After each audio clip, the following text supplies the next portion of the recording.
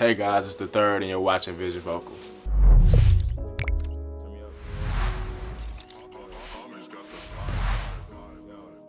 I see Arizona tonic in my chest and I feel blessed. Yeah, I'm the third. I'm a rapper, poet, teacher, and a journalist. Take the wheel so I can write songs in the passenger.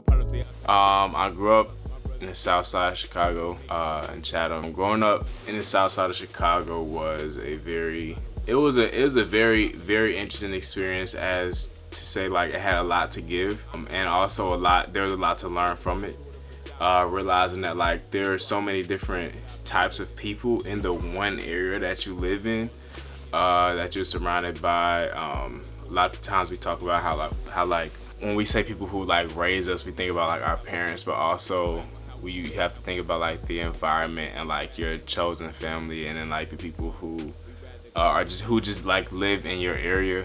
It was definitely a great experience. I wouldn't change it for much of anything. I made a lot of memories, especially like in the area that I grew up in, like just being able to be in like a place that like had a lot of, there was like danger, but also being in a spot where I was like surrounded by people who like cared about me, and people who were looking out, and just made like a lot of great memories there, and a lot of like lasting relationships that, you know, I couldn't have seen myself like making if I grew up somewhere else.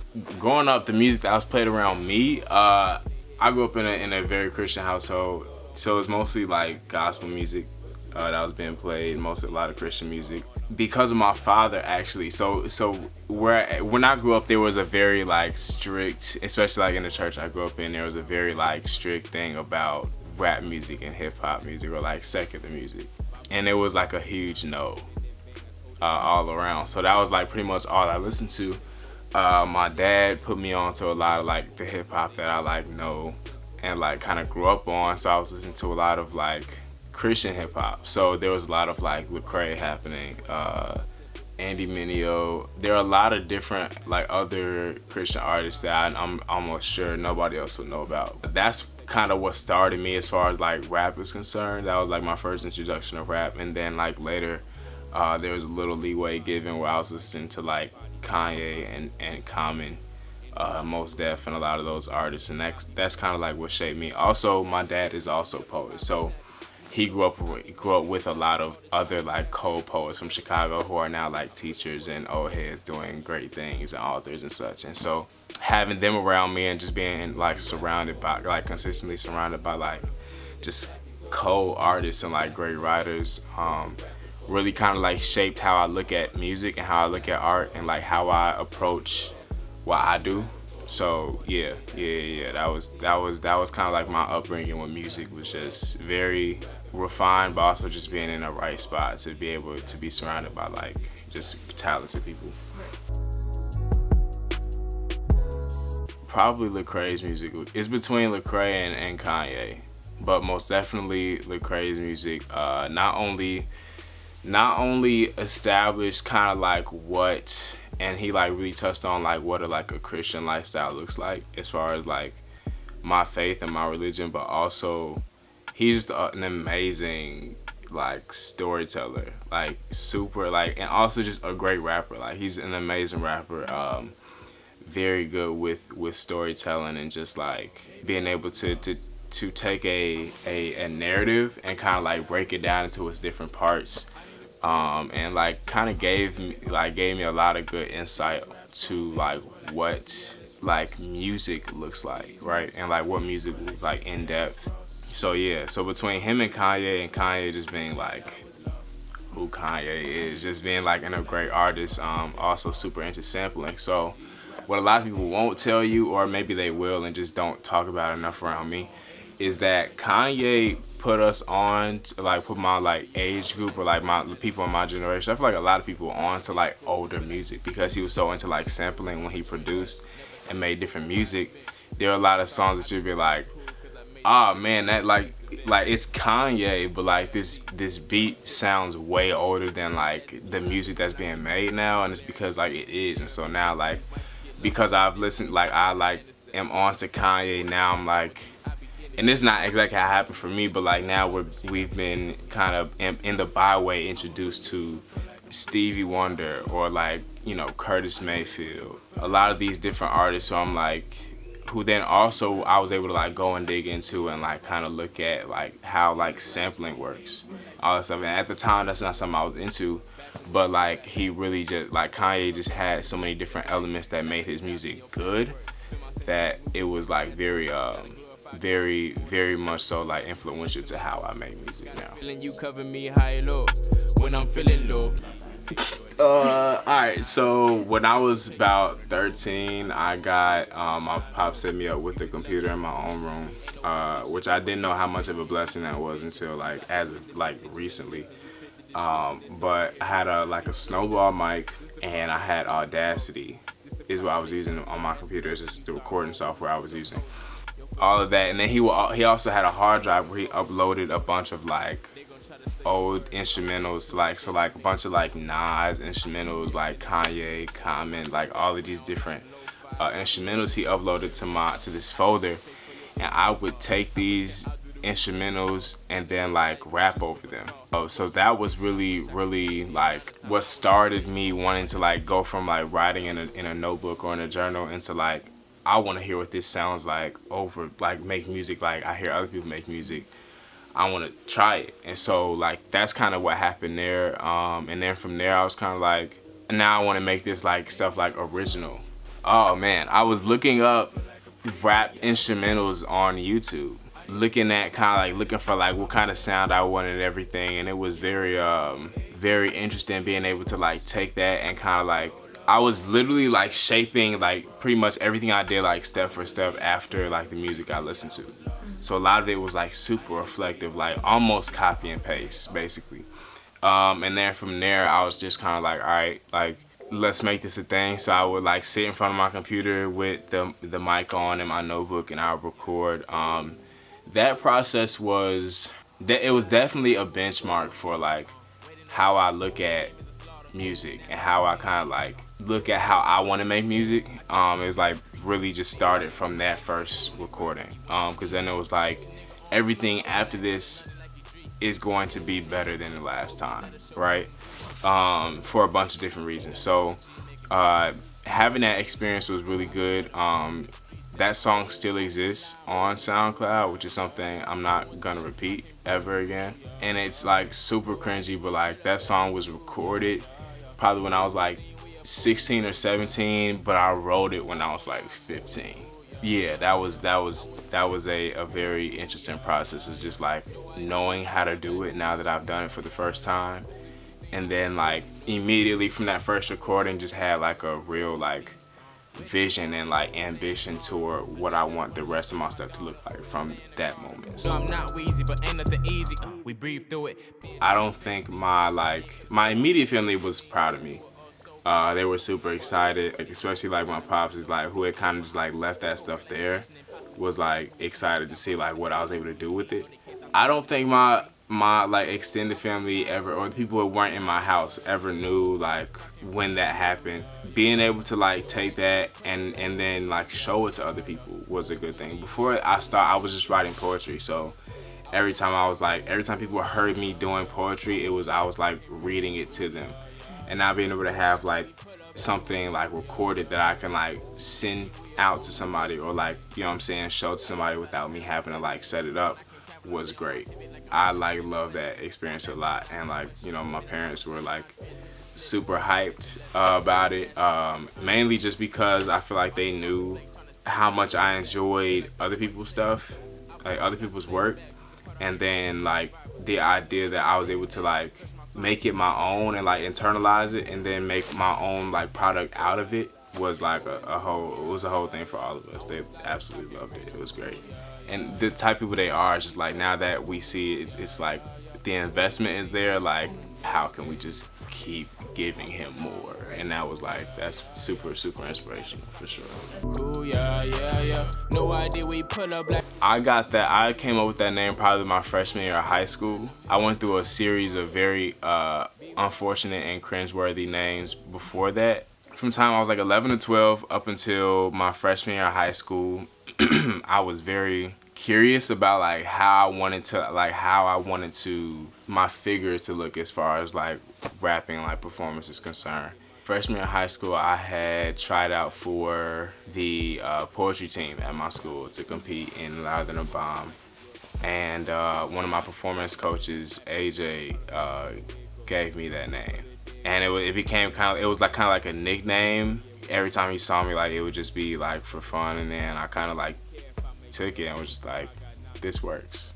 We'll make this a thing. And so yeah, that's where that came from. So he figured out my real name, and so my real name is Aurelius. Aurelius means the golden one. Aurelius, I'm the third generation, so like my granddad, my dad, and then me. And so having that name, that's where that came from. Really, just being like the third. Just also the like shocking amount of like kind of places that like the number 3 takes place in my life. Not super huge into like conspiracy theory and like much of that, but like just it like has so many places in my life, and it kind of just like stuck, cause it's like it's a performance name for like rapping, like that type of stuff that I do, but also it's like very true to who I like, my person, and like who I, you know what I'm saying, like how I was like raised and how I was born. So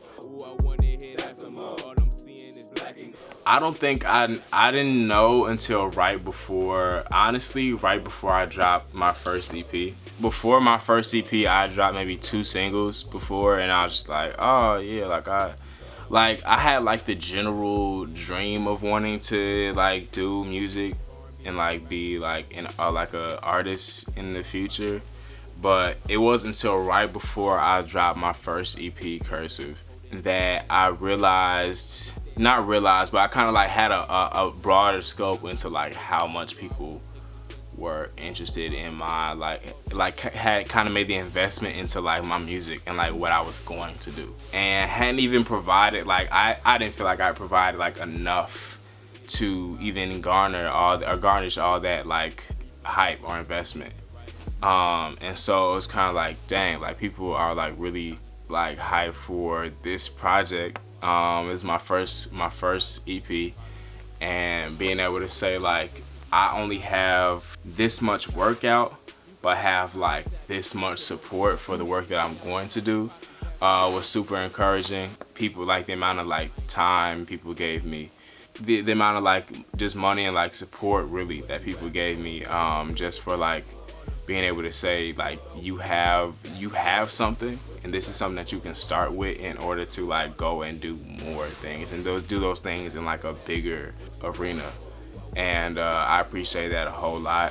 When I dropped my first project, and I realized just how much went into it, and I did not back down from it at all. You ever have like a task that you're like, yeah, we want to do this, get it done, and then you start doing it, you're like, yo, this is way more than I like kind of like had bet on.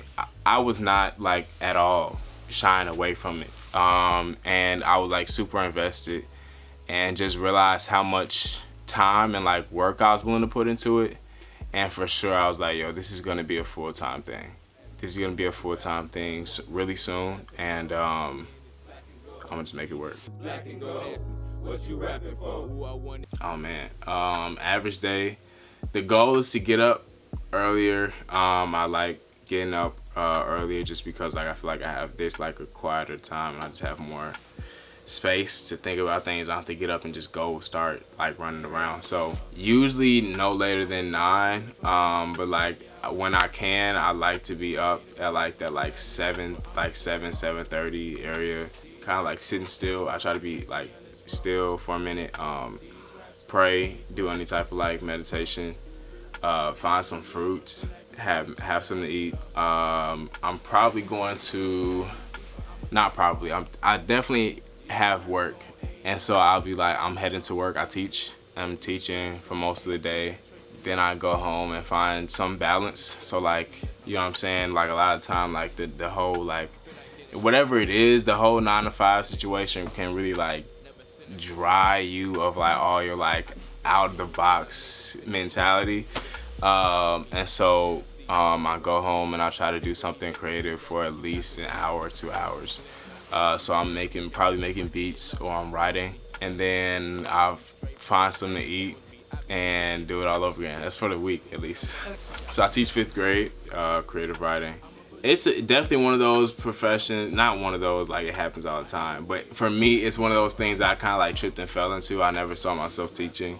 If y'all are watching this, I love you all. It just was not in the cards. It's like, yeah, it's just one of those things where like I realized like, hey, this is something I'm good at. Like I enjoy writing, I enjoy reading, I enjoy learning about different types of writing from reading. I enjoy reading other writers' work, and then even like being blessed to have different opportunities and be in a spot where I can teach other people that, you know what I mean. And so like having enough of that under my belt to say, hey, this is some knowledge I can impart on someone else to improve their writing. And so being able to be there and like teach them definitely I feel like did a lot more for me and like my experience and what I'm capable of than I would say than they got out of it. Somehow I feel like I definitely learned a whole lot from just being able to, and I've been teaching for 3.5 years, being able to sit with them and just learn them and just learn like how they think and like what they know and provide like more context for what they already know and then give them like something new after. It's a great experience. It's a great experience. I could definitely see myself probably not doing it long term, but doing it longer than I have been, if that makes sense. So yeah, it's been great. It's been great. Even really inspires me to do like more in my work. The business part of music business, I hate it the most, but it is like super necessary, especially if you plan on doing it for a long time. The whole idea of like numbers and like trends and like all that other stuff just go like it turns me like all the way off to like the whole part of music. I'm just like, can I just rap, please? Like, can we just get to the part where you say yes, I say yes, and we link elsewhere at the studio? You know what I mean? Yeah. That's probably it, is the music business part. Everything else is like, I love like the whole process of music so much that everything else is kind of like okay. But yeah, to answer the question, probably definitely have to be the business part where, you know, there's like stuff to sign and numbers to look at and agree to or disagree to. Shout out to the team. A lot of it is stuff that I have to right now that I have to like go about myself, as far as like helping to like get that information, and then the team is who helps me like kind of like consults me and like how to go about those things. They are super helpful. I'm super grateful for those people. They are like, they're experienced in that field, and so every time I'm like coming to them, we talking about whatever project I'm working on next, they always have like great advice and always kind of help me navigate my way through how to get done what I'm trying to get done. So yeah, they're great, and they're like super available all the time. I was just thinking about them like the other day, and just how like easy it is for me to just be like, oh shoot, I got a question, like this is and that, and then just like all times of the day just be like, hey, let's talk in an hour. You know what I mean? Like super available, and they're like really good at what they do, and definitely should be getting more love for it than they are, because they do it so well, and like so many people can attest to that. Oh, first of all, Nicole is known as not on social media platforms, but she's amazing. Nicole is super talented, has done PR work and a bunch of other great work for a lot of other orgs in the city and outside the city, if I remember right. And she's just so like so good at like being able to take a project and just like, first of all, she taught me the word ideate, and so anybody that I use that term for, don't be mad at me entirely, because Nicole taught me this word. But yeah, Nicole, she just has like such a great like imagination, to say the least, and she has like such a great mind for making an event like a great project like in its whole, and like in all, always has a mind for like all the different aspects. I literally come to her and just be like, hey, this is, I've made my decision on this, but there is something that I have not thought about that can go right or wrong about this, and I'm presenting it to you to like let me know what that is. And she's all like so great at it. She's helped me build a lot of the like kind of like the artist essentials for different projects, my EPK, and like updating like my artist resume, which is basically the same thing, but like all those things. She's amazing. 2K on Hall of Fame, yeah, we been losing to the system. Oh, let me know if I'm too close, but the thing is, I would definitely say go into it.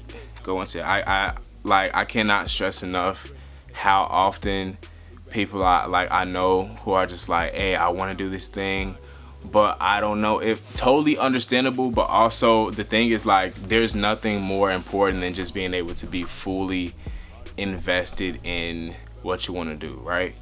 And you have to like go all the way into it. You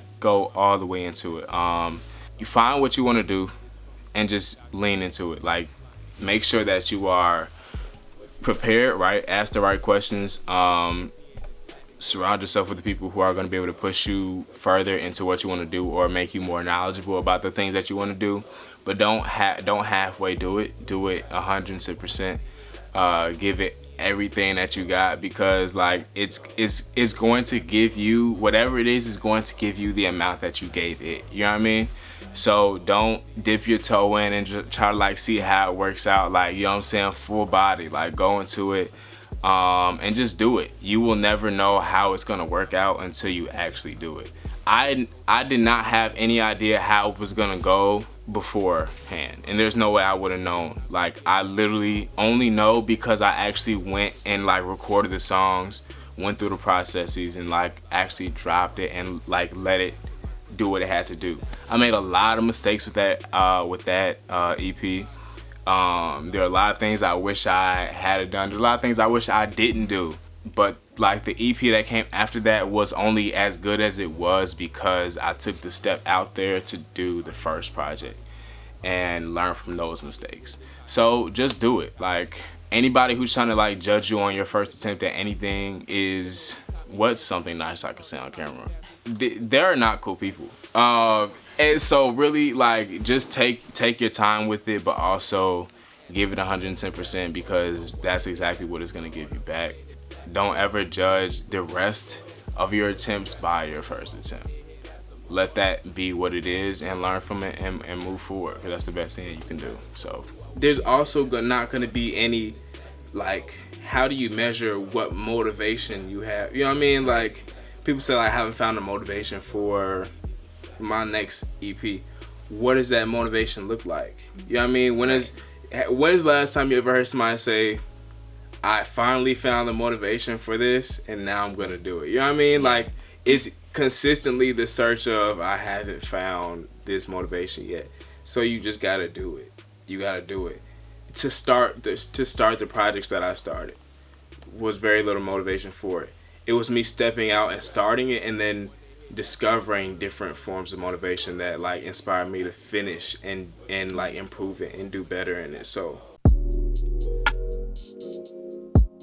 oh dang, yeah. So I guess I can say this on camera. We're working on a music video like maybe 5 or 6 weeks ago, but we had a video shoot in front of the house I grew up in, which is in Chatham, and on Loomis. I have a lot of, like we were talking about before, like I have a lot of just like great memories from that place, and just being able to like kind of relive that moment. And working on the album that I'm working on is like purely about like documentation and keeping moments.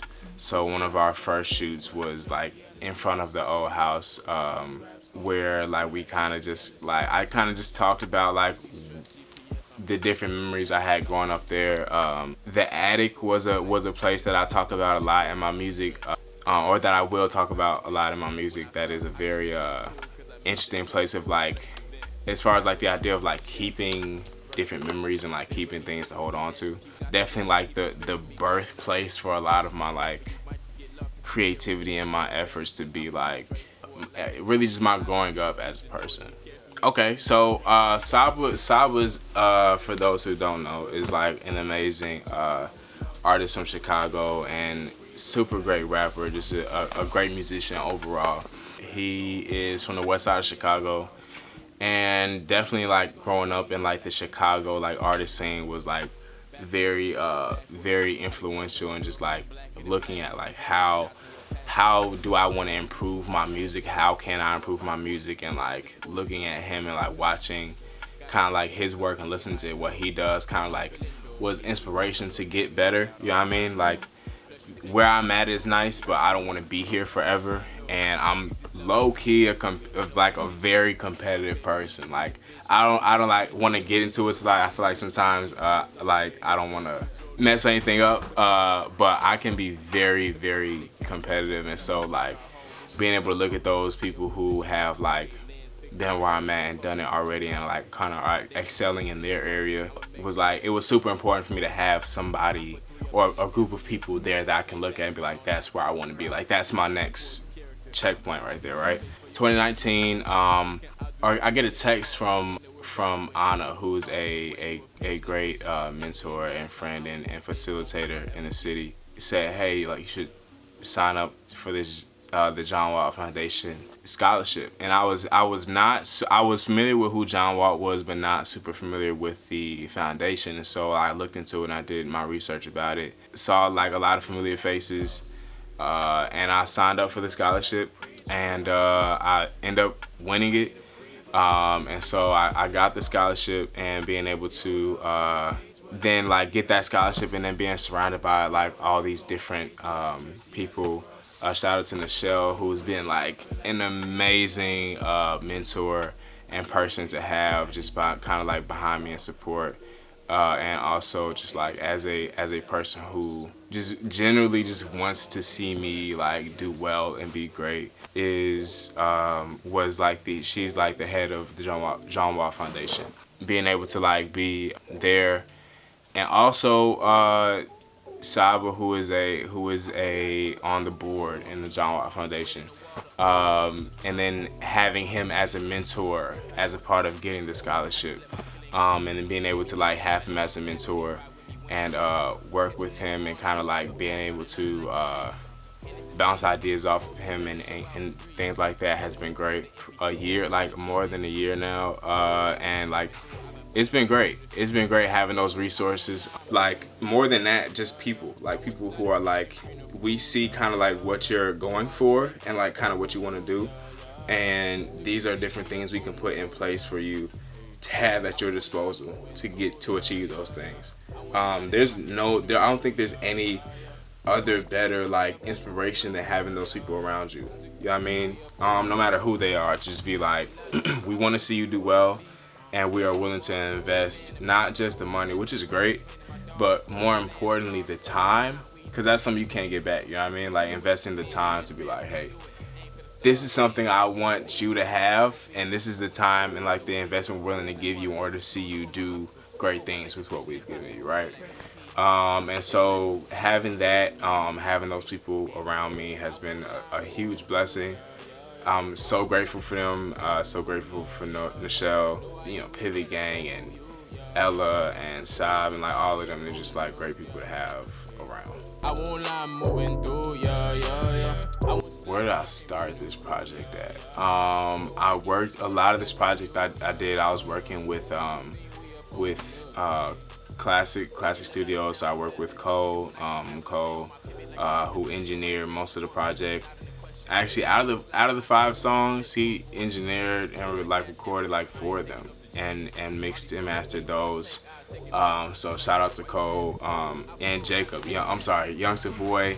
Young Savoy is another one of the homies. I was just over at his place a couple days ago, and we were working. Putting that EP together was great for me. I think that like having that as my second EP was like a very good like benchmark for me. No matter how well it like does ever, just like being able to say like this amount of time passed between my first and my second one, and the amount of time definitely reflects in like how much better it is in the first one, right? This one was another one of my solo projects where I didn't really work with much of anybody. I had one feature on my first EP, and this one, oh shoot, I didn't have any. I really just kind of like, it was 5 songs, I kind of just did it, and like had an idea for it, and was really just looking to, fun fact actually, it's not really like, those are the songs that were either too late for the album or just didn't fit like the overall like run or the theme of the album. And so like being able to have that and just being like, these are songs that are not gonna be on the album but are definitely worth documenting, was great having that. So like working with those two people who just had like keen for like what works and what doesn't work as far as like sound is concerned was great. They're super patient with me. Also, just being great at like listening to like my ideas that can be very scatterbrained sometimes. But then being able to like help refine and like focus those ideas was like super great. So definitely shout out to Cole and shout out to Young Savoy, who were able to kind of like help me get those ideas together and get that project out. That was as far as recording the EP. As far as like videos and visuals and stuff is concerned, I'm been working with the Sanity Group with this. So Jacc James, Logan, Matt, all of them have been working to help get those visuals out, and just like we got a lot of great things happening, and I'm super excited for y'all to see that. So the first song that I created on there was probably Be Water. And Be Water started, I'm trying to think. Be Water was created, I want to say, it's right here. That's why I love writing in Google Docs, because it will tell you. Created April 7th, 2020. So that's over a year ago, right? Yes. And being able to like take that and kind of like, that was one of the, Be Water actually was one of the first songs I created during quarantine. I had like a really tough like time period of just not creating anything for a long period of time. Once COVID started or quarantine started, it was not a very like stimulating time period for me, and it was really hard to create anything, which was crazy because like I've been writing since I was like 11 and 12, and I was like writing every day. Like I was writing something every day from that point. So to have this happen and then like go that long without writing was super difficult. I couldn't even explain like really what was happening at that time where I couldn't write. But Be Water was the first time that I was able to like get something out. So that felt really good. Also, it's one of my favorite hooks. I'm not very good at hooks ever, but like definitely one of my ones that I was like, I'm proud of this. Like this was not one of the songs that like you go like I went like a long time without creating, and then like this is what I got out, so like hooray for that. Now let's get some good stuff. Like the first thing I got out in a long time was Be Water, and that felt really good to have. And so that was Be Water. Be Water was created April 7th. Didn't know it was gonna be a part of a project. I wanted it to be on an album, but like we were still like figuring out listing for that.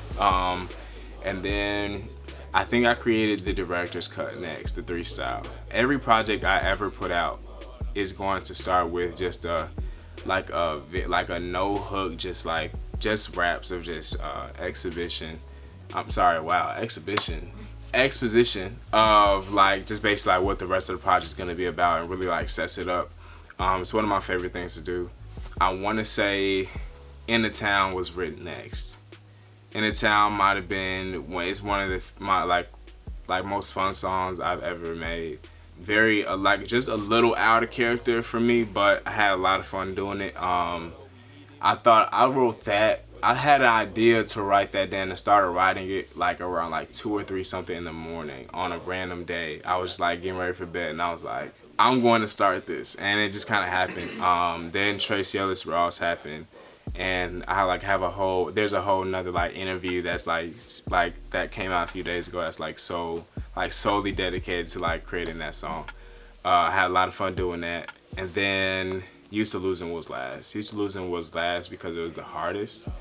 There was so much like detail and like skill that I was still working on that I had to use in order to make that song. and like probably was my favorite song on an EP because it took a lot for me to put that together and kind of like make it come together the way it did. So there were a lot of attempts to a song like that did not go well and like went left or were not finished. And that was the first one out of all of them that kind of like made it through to like a final product. So I'm really excited for that. Yeah. See me stress GPS, I'm feeling. I have an album coming out toward the end of the summer. I can't say exactly when. We're still working on it. But for right now, at least the way we worked it out, there's going to be one single that drops very soon, like very, very soon, before the album drops. And that song has some of the best writing I've ever done, ever. So I'm excited for that to drop. And then working on some visuals. This whole album is like themed like a movie. So there's gonna be visuals littered all throughout this whole process. So be watching out on like Instagram and such, and like some of them is gonna be on Twitter or are gonna be on Twitter for that. Thanks for watching, guys. You can follow me at Third the Poet on Instagram and Twitter. You can find my music on all streaming platforms if you search The Third. Appreciate y'all for listening.